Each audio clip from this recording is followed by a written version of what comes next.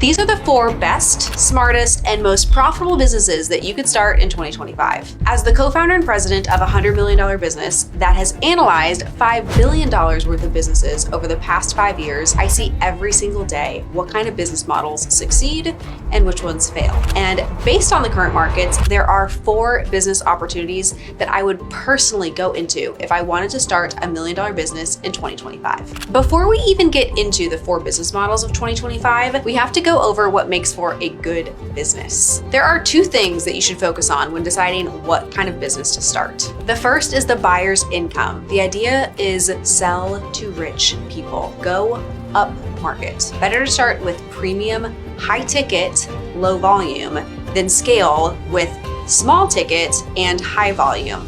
Why is that? People with more money are willing to have their problems solved. The second decision when deciding what kind of business to start is looking at market growth rate. Now you can easily Google this to find out how fast a market is growing in order to decide if right now is a good market to start your business in. What's really cool about 2025 is we are going to have a golden era of growth in our economy. There has never been a better time than right now to start a business and to make a lot of money, especially in the United States of America. Creating an online coaching business is super cool and awesome, and I know a lot of people who have found success doing that. But at some point there is a cap in what that person can actually generate because it is a business based off of them in an industry that might not have the growth rate that they're looking for. The idea behind this is now probably wouldn't be the best time to choose the opportunity to go into the printing business. All of the world has moved on digital. Now, sure, is there opportunity for certain things to be printed? Of course there is. And somebody somewhere can make money doing that. But is that the most strategic business to start right now? Probably not. You can make money, but there's not the headroom to be able to truly grow and scale a large business. And think of how many printing businesses or faxing businesses are no longer in business because that's not how we do business any longer.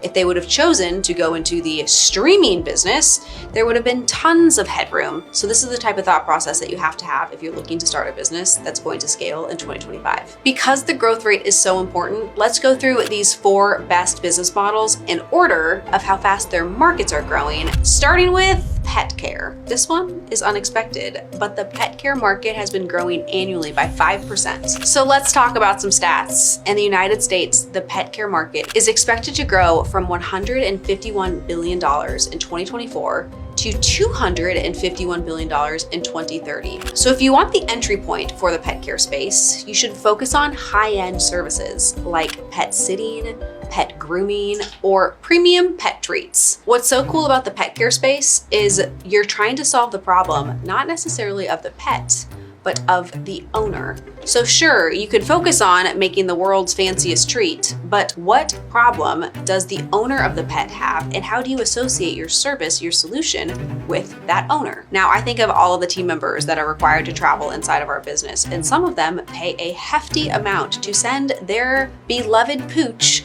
to a pet hotel. And then the pet hotel has all of these additional services, all of these ways to be able to look at and watch the dog or cat, to be able to communicate with the dog or cat, and it is solving this huge guilt-related problem that my team member has because they can't be with their pet all the time or throughout the day. So if I was gonna cut out my piece of this industry, that's exactly what I would do. I would focus on premium solutions for busy business owners, busy moms, busy dads who can't spend time with their pets but feel very guilty about it. And that guilt will drive them to invest and spend more money on their pets and making sure that their fluffy little loved one is well taken care of throughout the day. If I was looking to create a business, I would lean into the guilt that pet owners have about not being with their pets. The wildest types of products have been created for pets in the last decade. Everything from snout soothers to spa treatments where pets actually have cucumbers on their eyes. There is so much money to be made as the urbanization of the United States continues to happen. People live in smaller homes, smaller apartments. They are busier and have more demands,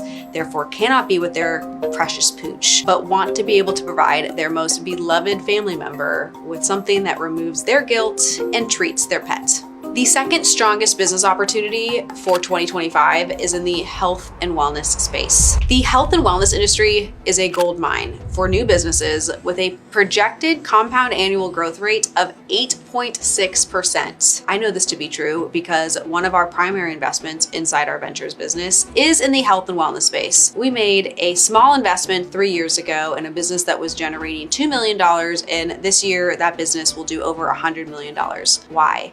People care about their health. Longevity is not just a trend. It is something that people prioritize in a post-pandemic world where we feel like the healthcare system failed us. Consumers want better information, more data about themselves, and more options that they truly understand, where they're actually in control of how they feel and the future of their health. With the traditional healthcare system failing us during the pandemic, if you love the health and wellness space, you no longer have to use that you don't have a degree as your barrier to be able to start a business in this space, because you have access to real-time information that doctors have access to.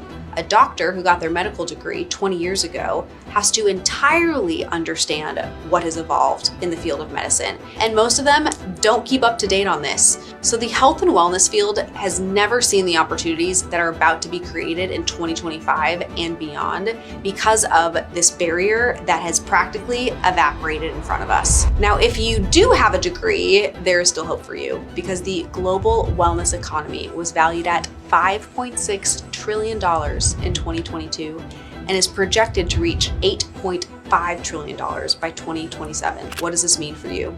People are still investing in their health. They want solutions, and you are trained specifically to be able to provide those things to them.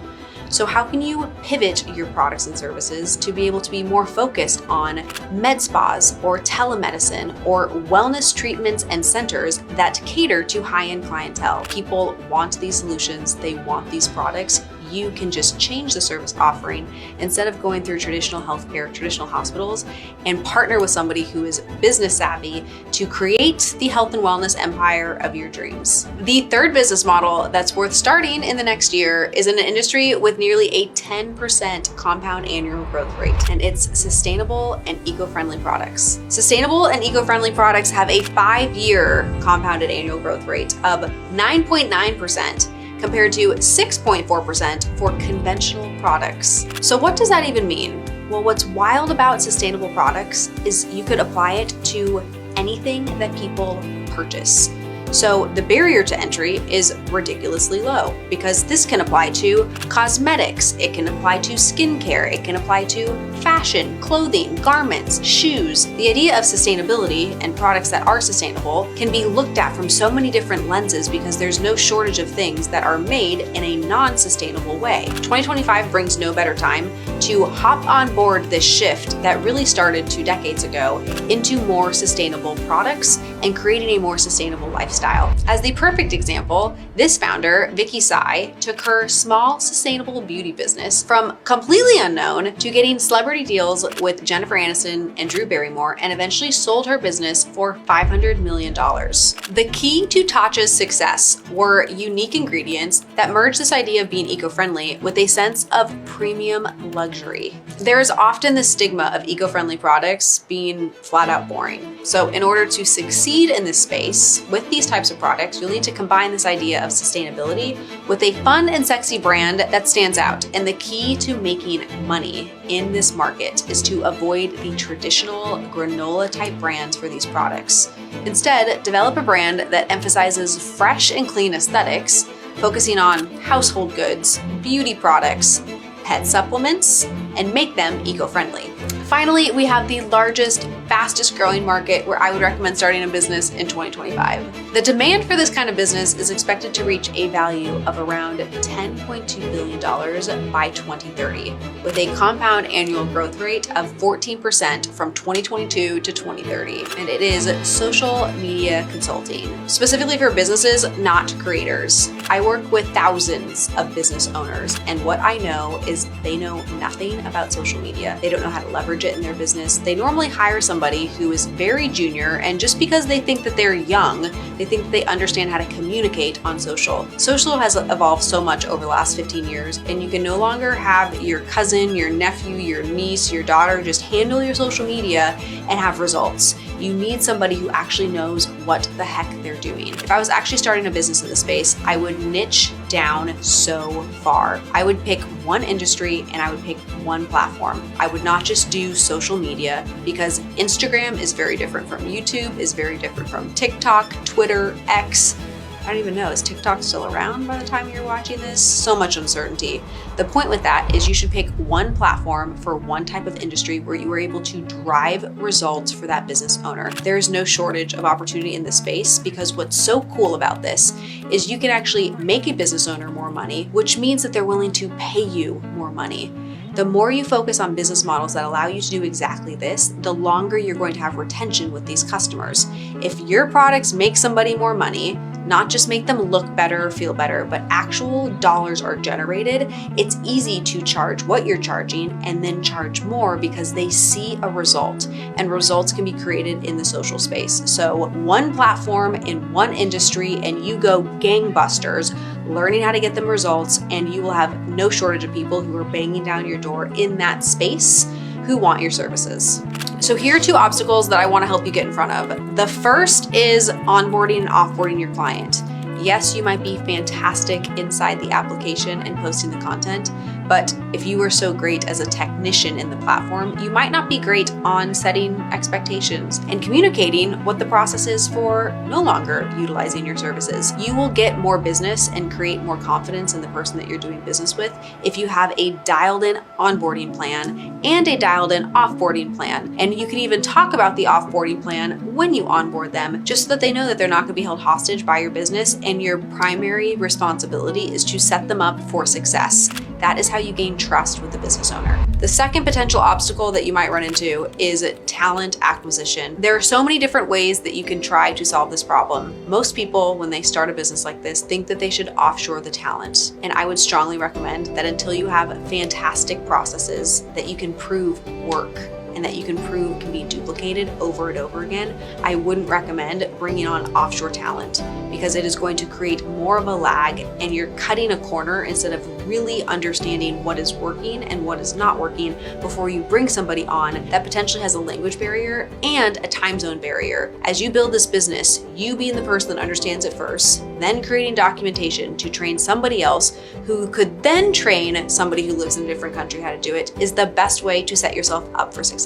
Because I work with thousands of business owners, I know what they are willing to spend in order to solve this problem, and it is mega dollars.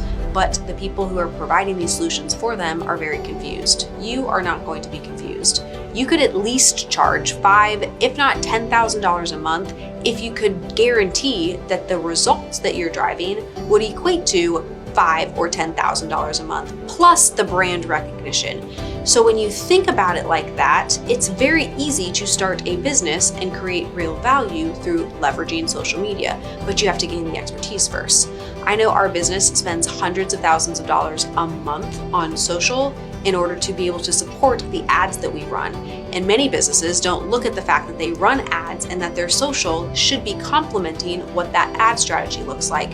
We used to lose hundreds of thousands, if not millions of dollars, all because our ad strategy was not in alignment with our representation on social.